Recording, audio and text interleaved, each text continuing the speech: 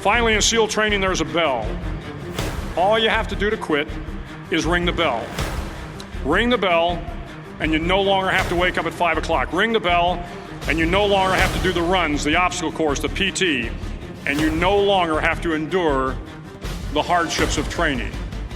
If you want to change the world, don't ever, ever ring the bell.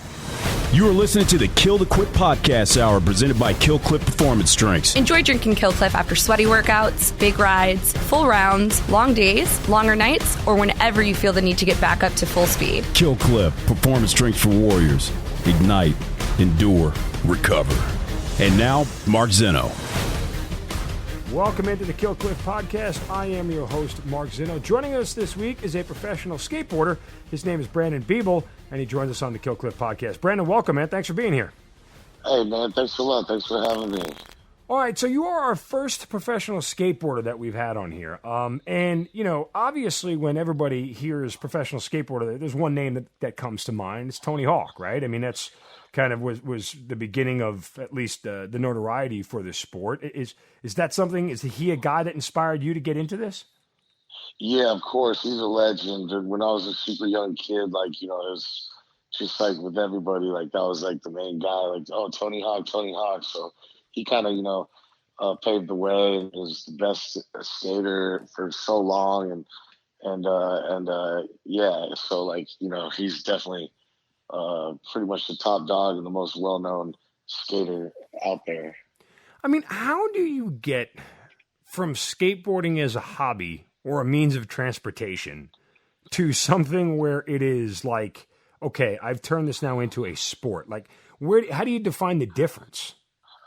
Well, basically, I started skating when I was 12 years old, and it was like before cell phones, before the internet, and me and my friends, we had these like big cameras, like the VHS cameras, and we pretty much just loved skating. And I was so passionate about it. It's all I thought about. I daydreamed about it and just studied it. I would just study the magazines, watch skate videos, and just skated.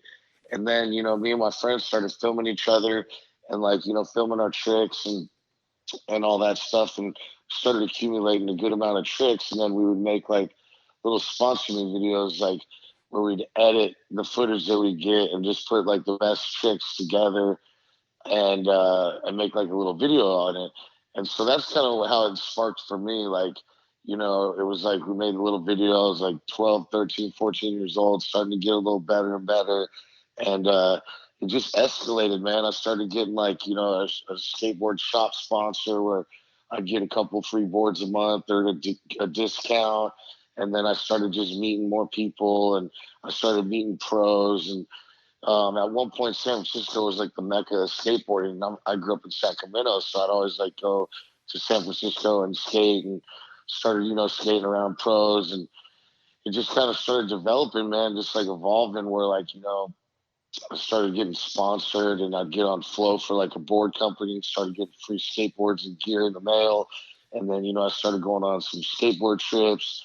And then I started, you know, getting photos and started becoming in the magazines. And then it just like evolved, like from the littlest point, just kept going and going and going till like I got like a serious sponsor. And then after that sponsor kind of, you know, blew me up, got me in the magazines, ran ads with me, was in their videos. And then I got like a shoe sponsor, and then, you know, another sponsor. And then I ended up, you know, a few years later becoming pro. And then, you know, it just everything from like a truck sponsor, from a wheel sponsor, from a board sponsor, a shoe sponsor, a clothing sponsor. It just started, you know, all this great stuff started happening for me. And then, you know, I'm not only sponsored by these companies, but they started paying me so I could make a living off it. And then I started like traveling the world. And, you know, I have like 3 passports that are fully tatted up where I've been all over the world. And it's all just because of skateboarding. So, you know, when I was young, I do a lot of contests, and, you know, we go on trips, do demos, do autograph signings, work on video projects, photos in magazines, and just, you know, it just snowballed effect where like it was just skateboarding was just something I loved. And then it just turned into, you know, all this stuff where, all this great stuff happened, all these doors open for me, all these opportunities happen for me.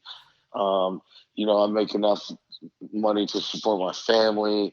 Like I bought a house when I was 21, like just all types of stuff. So, I turned 38 recently and I'm still skating a lot. And I started when I was 12. So from 12 until now, that's like 16 years of just skateboarding and having my life be every day is Saturday and doing something that I love to do. And, I've met so many great people from skateboarding, a lot of great friends, a lot of business opportunities, a lot of just amazing stuff that's happened. So just by being a little kid and just falling in love with skateboarding, I never thought that it would, get to that. But I'm very blessed and very fortunate that skateboarding has just made my life awesome and has done so much for me.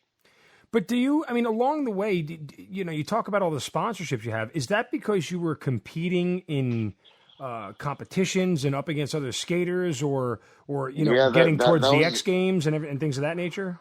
That was a little bit of it too, but skateboard videos are really big too. So like having a skateboard video part and being in videos. Like I've been in a lot of videos. I've got a lot of video parts. So that kind of helped out a lot too, like just getting exposure in magazines. But let me ask you real quick, Brandon. I'm sorry to cut you off. Because you dated yourself, and so we're roughly the same age. When we were kids growing up, it wasn't like there was social media and there was the internet to take these videos and everything else. So, at what point do the sponsorships and the videos start coming? Like, how do you get your videos out there as a 17, 18-year-old kid? Back when it's pre the social media age. Yeah, we used to make them by ourselves and stuff like that, but then there was companies that were already established, and there was like video magazines for skateboarding, and companies that would put out videos like on VHS tapes, and they'd be big, and they'd have like premieres, and like if you were in the skateboard world, you'd definitely see that.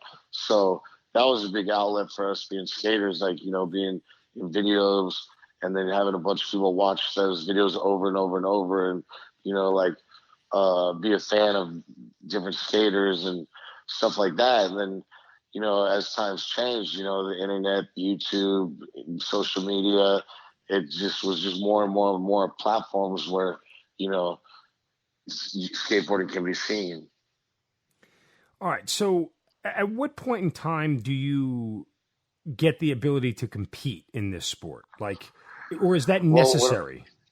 Well, it is for some people. Some people are really great at contests, and there's a lot of contests, but also contests aren't for everybody. There's a select few that are really good in contests. I did Street League. I've done like other contests. When I was like really young, like 15, 16, 17, in California, there was a skateboard association called Castles, and it was just skateboarding contests held all over California, and I would do that. But as I got older, I did like, Street League when it first came out.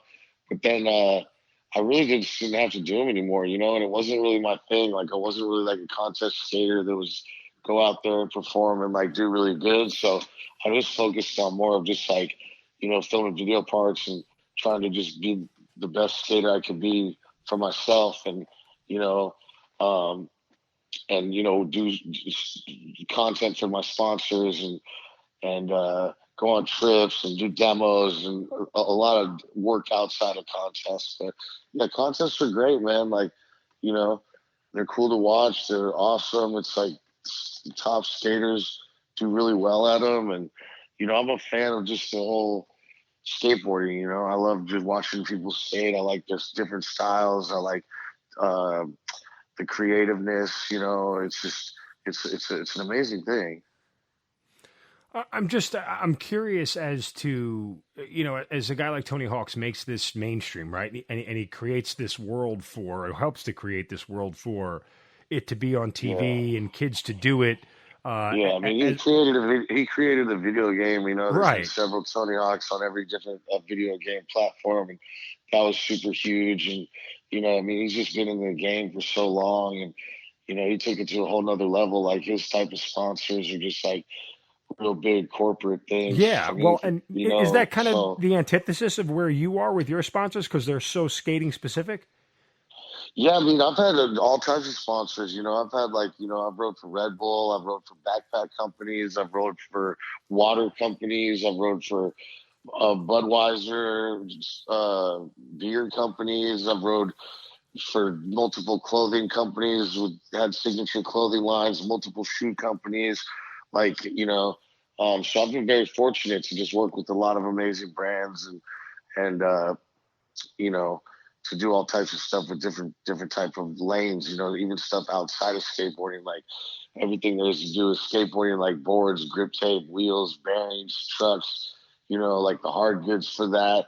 And then also like the clothing and stuff like that and the footwear. But then there's just so much stuff outside of skating that I've had opportunities with, like supplement companies and, you know, I've stayed for a company that's for like cannabis people that smoke Sure, cannabis, yeah. but they make great accessories for smokers, and so it's just like the opportunities are limitless, man. Like when you make a name for yourself, and it's like a lot of people like you and want you to represent their product. So as you are growing up, and these sponsors are approaching you, I guess I'm wondering if at any point in time you thought like, do I have to get a regular job? Do I have to do something else, or did you realize early on that look, skating can be actually a way, as you mentioned before, just to start making a living? Yeah, I mean, it happened when I was like 15. I was 15 and I started making money with skating, and I could afford to, live in apartments with my friends and just skate every day, and like saved up for a car. And so it just started like that, where I was like, okay, I'm going to, do what I love to do and just skate, and I can make a living from it. And then, like I said, it just snowballed into just bigger and bigger and bigger and bigger every year of just like making more money, more opportunities.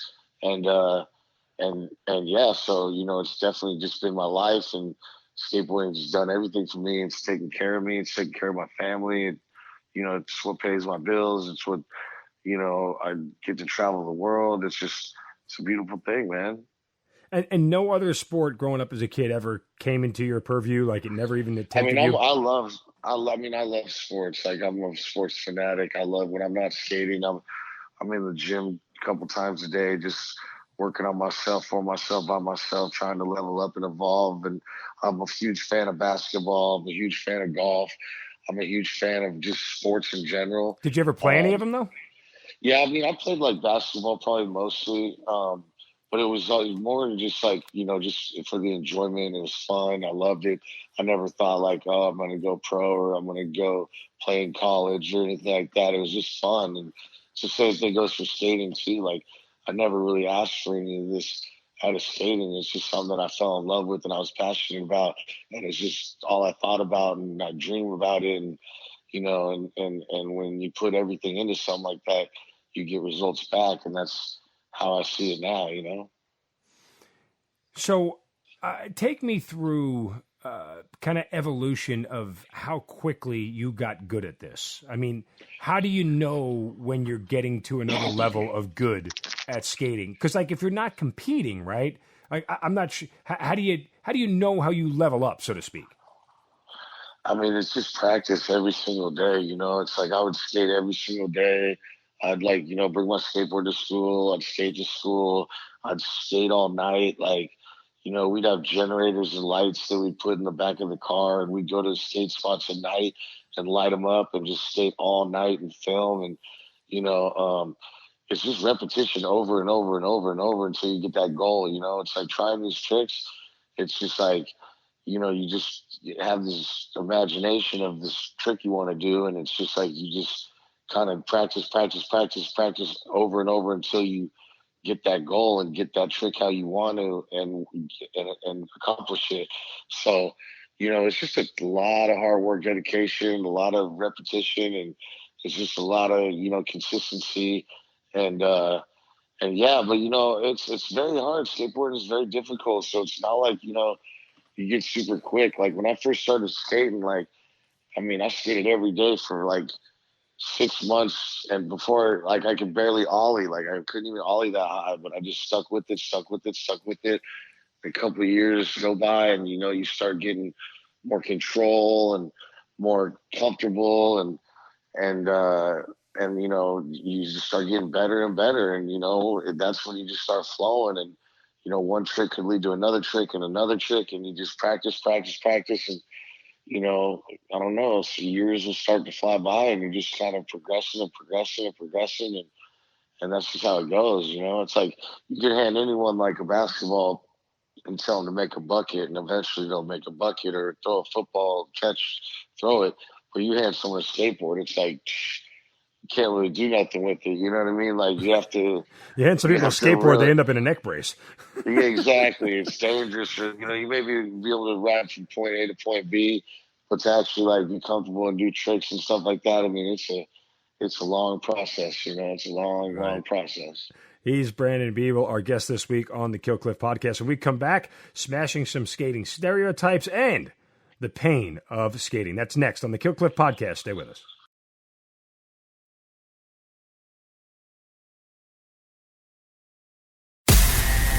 You're listening to the Kill the Quit podcast hour, presented by Kill Cliff Performance Drinks. Kill Cliff, performance drinks for warriors to get you up, get you through, and get you back to full speed. And now, back to the show with host Mark Zinno. Welcome back to the Kill Cliff podcast. I'm your host, Mark Zinno. Our guest this week is Brandon Biebel, professional skater. Brandon, let me ask you about, you know, your type of skating as a street skater. You know, the perception and stereotype of street skating is, well, all they really do is skate through malls and piss off law enforcement. You know, I mean, is there a certain amount of truth to that? Or is that kind of, you know, how you get your start in this, is just, you know, wreaking havoc among, you know, the streets of your town? I mean, pretty much being a street skater, it's like, you know, we're out in the streets. It could be anywhere from like a schoolyard to like a business to like behind a building, whatever. It's like we like to skate ledges. We like to put wax on them. We like to do grinds and slides. We like to skate handrails. We like to skate stairs. We like to skate manual pads.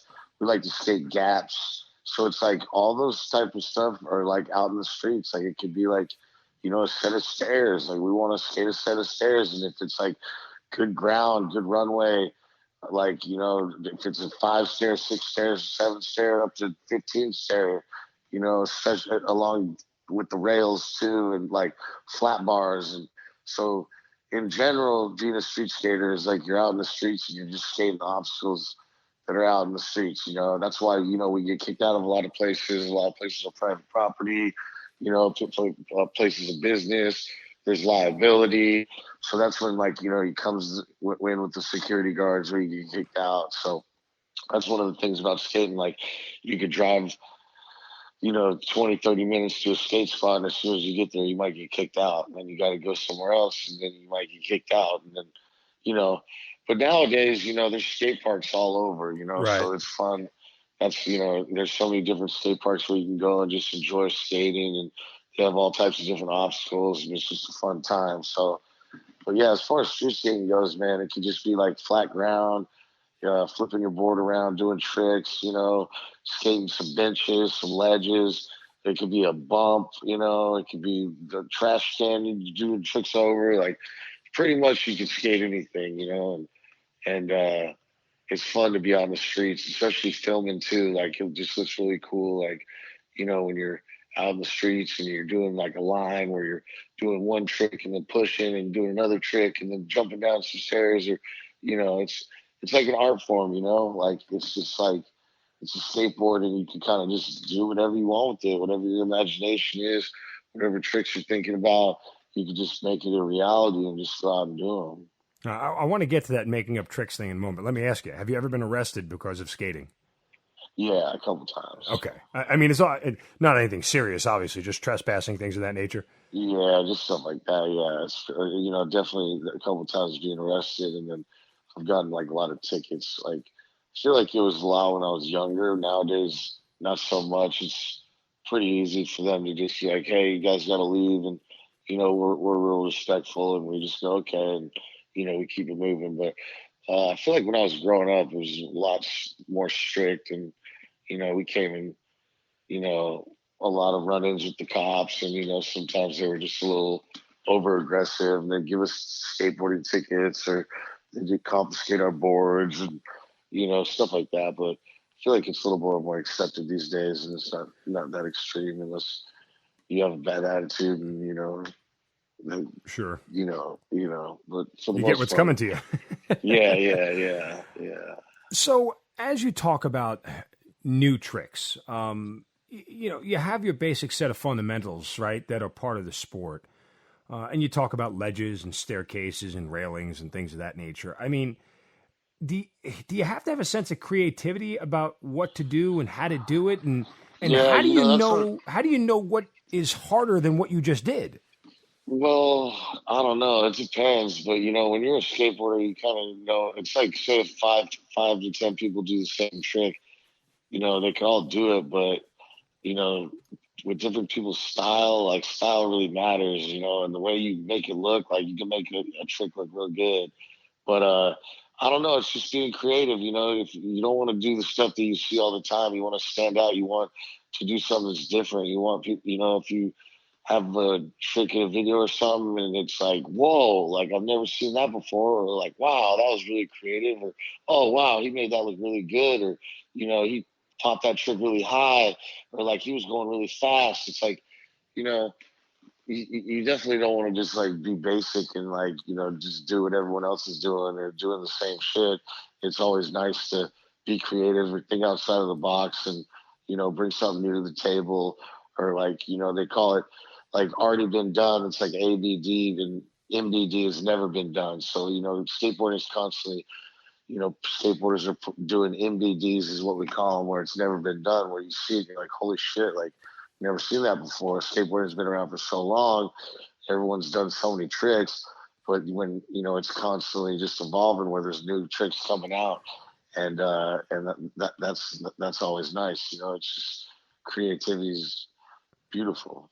Brandon, how has the advent of cell phone cameras and GoPros changed the sport of skating, particularly street skating? I mean, it's crazy now. And now it's just like there's a platform. Everyone has a platform, with social media and GoPros and just in general. Everyone has a camera in their pocket. And I think it's good for the new generation. It's like, these young kids, they can film themselves on like these high quality GoPros. And, half the time you don't even need a filmer. Like you can just like set it up and film your tricks. But I mean, I've made video parts in the last couple of years, like just all off iPhones, and it's like the quality and stuff. It's really nice, man. And but it's just good, you could upload it, more eyeballs on it, whether it's social media, Instagram, Facebook, Twitter, YouTube. It's just like you could do, what you love to do and put it on a platform, and it can go viral, and a lot of eyeballs see what you're doing. So it's like it's definitely cool. But a good portion of when I grew up, we never had that. We had like these big VHS cameras that weighed a lot, or like it was like 8 millimeter, and then it was like high 8, and then it went to digital, and then now it's like HD, like. So, especially even the people that do skate videos, like they definitely evolve. Like now they're using like these red cams, and they have like these, I don't know what they're called, like the stabilization, and I don't know. I mean, it looks like a damn movie now. Like, the skate videos that are coming out, it literally looks like just a movie. Along with So, that, and the advent of these videos, comes the concept of or like drones too. Like those, yeah. helicopters with cameras. Like nowadays, it's like, you can film a trick with a drone and it'll look, it looks amazing. It's like I said, like a movie. Like it's crazy. But I was just going to mention comes the concept of failure, because I think for most people who aren't into skateboarding, whatever they've seen on the internet isn't somebody completing an NBD, never been done before trick. It's them failing at a trick, and you see injury and everything else. Is there a danger in that? Of course, yeah. I mean, there's, when you're trying to push yourself and progress, like skateboarding at the end of the day, it's very dangerous. And even when you're pro or you're a great skater, you're still always going to push yourself if stuff goes wrong. And, skateboard slams are some of the worst slams ever, especially when you're going big on some stairs or some rail or whatever. Like you can get, serious bails. That's, I'm sure you've seen them yourself. Like, you know, like uh, it's very dangerous. So take me through the list of your injuries. Well, probably my worst one, I fractured my skull when I was like 16. Oh God, you weren't wearing a helmet Nah, I don't wear helmets, but ever? nah, I got knocked out pretty good. I was out cold. I was with some friends, and they took care of me. I ended up in the hospital. I missed a lot of school, and Do you remember what trick just you were like, trying? yeah, it was the front side pop over. Then, like, instead of 7, I just landed on the board and slipped out, and first thing that hit was my head. So that like that set me back for a little while. I had to recover from that. But I mean, everything from like, sprained ankles, those are the worst. Those set you back a while. And, dislocated fingers, bumps, bruises, scratches, uh, stitches, But, I would but imagine there's a yeah, I lot of mean, road rash. yeah, you get, bunch of scabs and, big bruises and, bruised heels, like, all types of stuff, man. Especially we call them shinners too. Like when we're constantly flipping our board around and doing this, the board will hit us in the shins, Oh, that and it sounds just, painful. yeah, it hurts a lot, and it'll break the skin and stuff like that. But yeah, definitely skateboarding has beat me up over the years for sure. Now, forgive the ignorance of this question, but nobody ever thinks to wear padding. Like not even elbow pads, knee pads, whatever shit, like anything to protect themselves. It almost seems counterintuitive that, Yeah. with all the injuries that you just mentioned they're so continuous and so repetitive that somebody would have invented some sort of contraption to go, well, maybe we can minimize some of these. Yeah, I mean, I think it's more for kids. Like if you got like a young kid and they're beginning skating and they're at the skate park or something, I'd advise them to wear a helmet or some knee pads or some wrist guards. But as you get older, I don't know. That shit's just kind of corny looking. I know it's for safety, but yeah, you're not trying to film a video park where you're just cruising down the street wearing a helmet and some knee pads. Like, it's just like, it's just not our thing. It's like, it just, we just don't do it. You know what I mean? Like, but yeah, you also get a lot of experience being a skater with falling too. Like, sometimes there's nothing you can do about it, and you just get, you take the slam. But for the most part, with the experience of getting out of situations or, tumbling and, learning how to fall, sometimes there's no way around it. But yeah, pads is just like something the skaters never really do, Like, Right. it would just kind of be kind of dorky, to be honest. You mentioned kind of getting out of things. What's it like when you're in mid trick or in mid air and it's gone wrong and you don't, you're going to go down? Like, talk me through that mentally. I mean, shit, sometimes you don't have anything to do with it, but I mean, it's just a confidence thing. You got to be confident. Sometimes you hesitate or, hesitate at the last second or whatever. You could go down, but I mean, for the most part, sometimes when you try a trick and if it's not there, you kind of just kick the board out of the way and then land on your feet, tumble and roll, and try it over and over again. But yeah, you never know, man. It's you can fall, slip back, like a lot of shit can happen, But like I said, with the experience and having like a lot of experience and being a skater, like you kind of build the confidence and know what you're doing, and you have more experience where you can prevent like the bad stuff from happening quite a bit. Are there any irresponsible things that are put on the internet about skating that, you see and you're like, man, that's bad for our sport. That's bad for, what we're about? Nah, to be honest, no. Skateboarding is just like so big now and so popular, and it's like it's not like a one group of people or a stereotype of it. It's like skateboarders are everywhere. They're worldwide. It doesn't matter who you are, what you look like, if you're a girl, if you're a guy. It's like if you just enjoy skateboarding, you enjoy skateboarding. But I mean, even if there was something said about skaters, it's just obviously someone's opinion. I wouldn't let it get to me or anything. But for the most part, I just respect skateboarding and the skateboarders so much. Like, it's just a great thing, man. It's like a brotherhood. It's like you see someone skating down the street or you're at a skate spot and other skaters pull up. It's like, nothing but smiles and high fives, and people do a cool trick, you're clapping for each other. It's just a good vibe, man. There's no egos, there's no whatever. It's pretty much you're just in competition with yourself, and you're just enjoying skateboarding for fun, and it's just yeah. And then when you're skating with other people, feeding off each other's vibes and energy and pushing each other, and it's just fun, man. He is Brandon Biebel, our guest this week on the Kill Cliff podcast, professional skateboarder. When we come back, Brandon opened his own skate park. We'll talk about the advent of those and how they've changed the sport as well. Is skating like gymnastics? And I'll ask that question coming up next. It is the Kill Cliff podcast. Stay with us.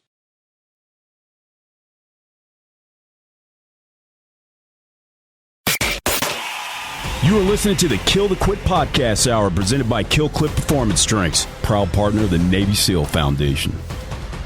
Welcome back to the Kill Cliff podcast. Once again, I'm your host, Mark Zeno. This week's guest is professional skateboarder Brandon Biebel. Before we get to your skate park, which you opened up, which seems, when I read about it, is pretty amazing. I was talking before about, is skating like gymnastics? When you do a new move in gymnastics, they name it after you.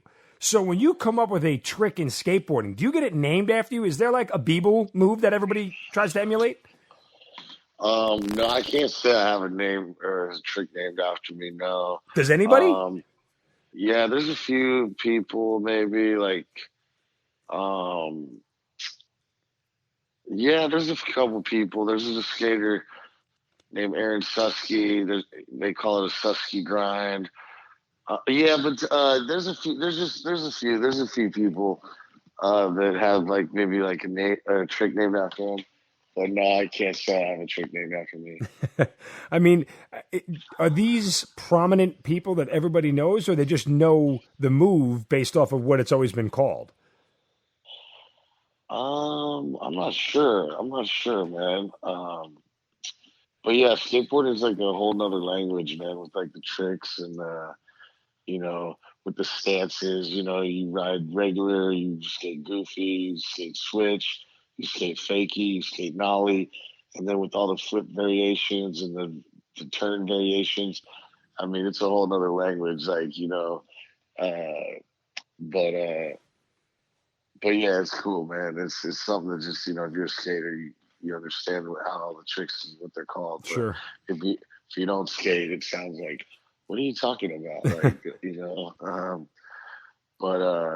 Yeah, no, I don't have a trick named after me. I wish I did, right. But I don't. So for you, what stands out as some of the harder tricks that you ever struggled with? I mean, to be honest, they're all hard, man. They all take a lot of effort, but yeah, I've had a lot of battles, man. There's been some tricks where I've had to go back to a spot over 10 times to try to get what I wanted, and you just fail, and then you just stick with it, and eventually you succeed and get it exactly how you want it to, and mission accomplished, and it feels good. But you know what I mean? Sometimes it goes good. Sometimes you go out to a spot and you have a plan of what you want to do, and you can handle it in the first 5 minutes, or sometimes it just takes some, you try your hardest until you can't do it anymore. And then you gotta go back another day, and then maybe another day, but until you just get what you want to do, But, yeah, that's just how it goes, man. Especially as you get older and the longer you've been skating, it's you want to progress, you've already done so much. So you want to keep pushing the bar. And then, it gets to levels of, it's very, very hard. So, you got to kind of just put in the work and put in the repetition over and over until you get it. And sometimes it's just, really difficult where you got to really, really put in that work until you get it. Is there any ever corroboration between skaters where, you're trying something and another skater will come up to you, a guy you don't even know maybe, and just turn around and say, hey, what if you did this or tried this, or what if we added this to it kind of deal? Does that ever go on? Yeah, we're constantly exchanging ideas, and, or sometimes when you're skating together with people or you're skating an obstacle, it's you're skating with your friend and it's you're trying a trick, they're trying a trick, and you kind of just push each other, trying to, hopefully get it back to back where they landed, then you landed, and it's just nothing but high fives after that. Okay, so you opened up a private indoor skate park with some other pros. We talked about Exactly. skate parks and how much they have helped, younger skaters and kids grow up now where they don't have to, be trespassing and things of that nature. Yeah. Was this just so you had a place to do it, or were you doing this with the intent of like, hey, I want to help grow this sport? No, it was just a few of my other friends that are professional skaters, and we kind of just put our heads together, and we found a really awesome building in North Hollywood, and then we had an indoor skate park built into it, and that was in 2010.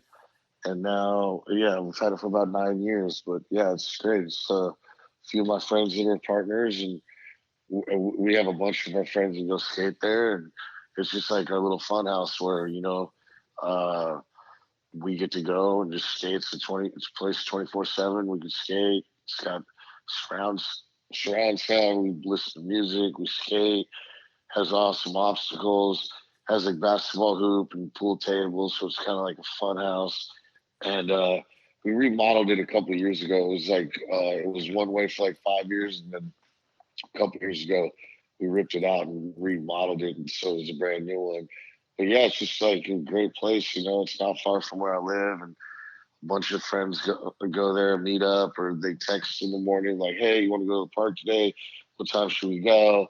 And then we all like link up and we just skate and we just have fun, and it's smooth, and it's just a great thing. We have a lot of obstacles where we can move around and make different stuff.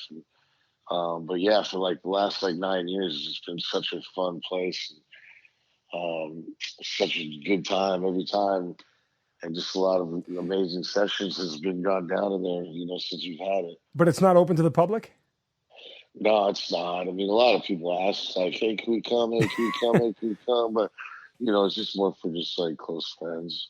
Well, I understand that Lil Wayne, sorry, has skated at your skate park.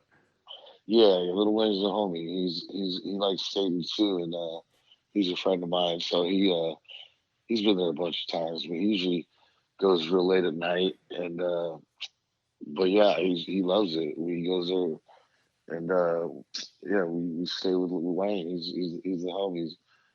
Are there any other kind of VIPs that have been through there at all, or no? I mean, every amazing, legendary skateboarder has been there. But yeah, I'm trying to just think off top. But yeah, we've had it for so long. Like, I mean, we've had like parties there. But yeah, I mean, a lot of people have been there. It's pretty cool. It's cool, like, especially with the people that we know.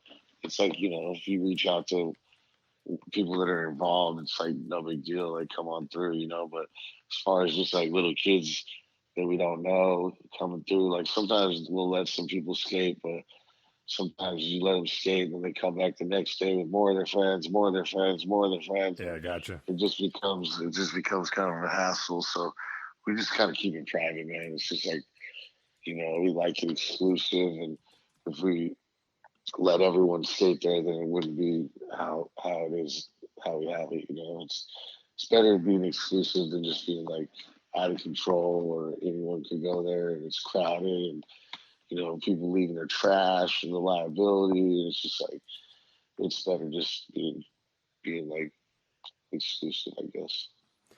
So you have actually been in a bunch of skating movies, correct? Yeah. I've been skating videos ever since I was little. So yeah, if you add them up, there's been like a lot of them now. Like which movies have you been in? Well, they're more skate movies. They're not Okay. really movies, but But still, I mean, it was a movie that was made about skating, correct? yeah. But yeah, one of my good guys, Ty Evans and Spike Jones, they been making skate videos for a long time, and they make like the best ones like that have ever came out. And I've gotten the opportunity with the companies that I've skated for us to do a lot of video projects with those guys. So I've been involved in like some of the most legendary skate videos with the most legendary skaters. So those were a lot of fun years. filming for those and traveling and going on all these crazy trips. And then when you see the final outcome of how it came out, man, it's really cool. So yeah, video parts is something I've been just working on my whole life and putting out every so often, you know. Let me ask you a question that isn't meant to offend because I know it sounds dumb, but Gleaming the Cube, as a kid, did you watch that movie? Yeah, I did. I watched that, and I watched this movie Thrashing, like when I was like a young kid, like going to the movie Blockbuster or whatever. Like I literally would rent those movies like every time I went there. But yeah. So did you actually like it or no? Yeah, I did. I like Gleaming the Cube, and I like that Thrashing a lot. I watched Thrashing a little bit more, but yeah, when I was a kid, like, I mean, when I was super young, I had like a skateboard, and like, you know, I'd push around on it, but you know, I wasn't really that into it. But then, like, right around 12, I got like a skateboard, and I just never put it down. It was like some of my friends in my neighborhood skated, and we just skate all over the neighborhood and start doing tricks and, you know, skating all over town. You know, like we didn't have cars, we just skate for miles and different parking lots, different apartment complexes, and you know, that's when it just really started. Where I was like, wow, I really like this shit. Like, I've been skating for a month, like every day. Like, oh, I've been skating for 6 months every day. Oh, I've been skating for a year, and then now I can say I've been skating 26 years. You know, so it's crazy, man. You mentioned about your passports that they're all full. Yeah, I got 3 fully booked. Best foreign country you've ever skated in? Barcelona. I mean, it's hard to say, but I love Barcelona. Why? Barcelona's, it's like skateboarding paradise, and I also just like the culture. I like the beach. I like the city. I've been there so much. I'm very familiar with it. I like practicing Spanish when I'm out there. But I mean, to be honest, yeah, like everywhere I've gotten to go has been just amazing. There's so many great places, but it's hard to pick one. But I'll just say Barcelona because it's the easy one because I love it so much. But there's just so many other places I love as well. What other places stand out for any given reason? I like Australia. Australia's a guaranteed good time. I love there. I like skating in China. I've spent a lot of time in China. I like Europe. I mean, to be honest, I could just go on and on. There's really not a places where I've gone where I don't like. I love the new experiences. I love just, you know, different cultures. I love it, you know. But Barcelona, though, in general, it's literally like skateboarders' paradise. You know, they have so many amazing skate spots, skating around the city. They have a big, like, skate community there. Like, it's just a real special place, especially for skating. But even when I'm not skating, I just like love that place. So that, I guess I'll throw that out as number one. What are some of the best places in America, best cities in America to skate? I mean, California. California is the best, but I like going to Miami, Florida. I like New York. So now, when you say New York, and I think of Manhattan, how the hell do you skate on a New York City street with all the people? I mean, that's just how it goes. There's spots around, but even skating through all those people in Manhattan is fun too. You know, you can pop over to Brooklyn, you can go to the Bronx, you can go to Queens.